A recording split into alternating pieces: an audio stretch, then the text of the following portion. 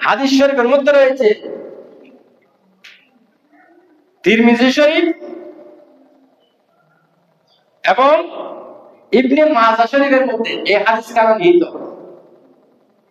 হযরত উম্মুল মুমিনিন মা আয়েশা সিদ্দিকা রাদিয়াল্লাহু তাআলা আনহা হাদিস বর্ণনা করতেছেন। সুবহানাল্লাহ।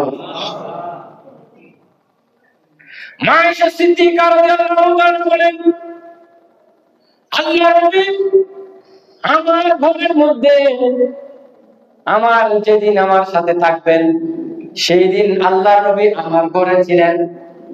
রাতের বেলায় উঠে দেখি আল্লাহর নবী আমার পাশে নাই। আমি আল্লাহর নবীকে খুঁজতে শুরু করলাম।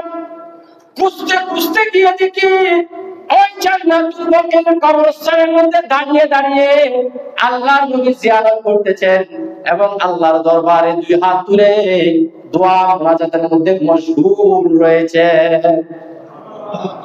আল্লাহর নবী মুনাজাত শেষ করে মা আয়েশা সিদ্দিকাকে দেখে বললেন, হে আয়েশা, তুমি কি জন্য এখানে এসেছো? তুমি কি মনে করেছো? তুমি কি এটা মনে করেছো যে আমি নবী তোমার হক নষ্ট করতেছি, আমি অন্যায় করেছি? মা আয়েশা সিদ্দিকা বলেন, না না ইয়া রাসূলুল্লাহ, সেটা নয়, সেটা নয়।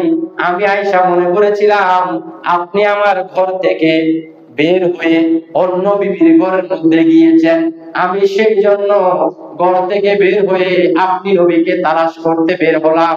উচ্চ আওয়াজে বলুন সুবহানাল্লাহ। আল্লাহর নবী বলেন, হে আয়েশা শুনো, আজকের রাত হলো শাবানের 9 তারিখের রাত। আজকের রাতে আল্লাহ রাব্বুল আলামিন সময় দুনিয়ার মধ্যে এসে আল্লাহর রহমত, বরকত, সালামত এগুলো আল্লাহর বান্দাদেরকে দিয়ে থাকেন।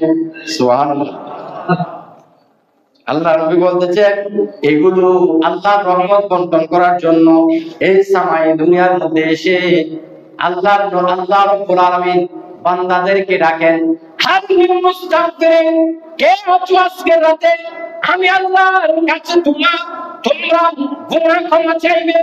আজকের রাতে ওই বনি পুত্রের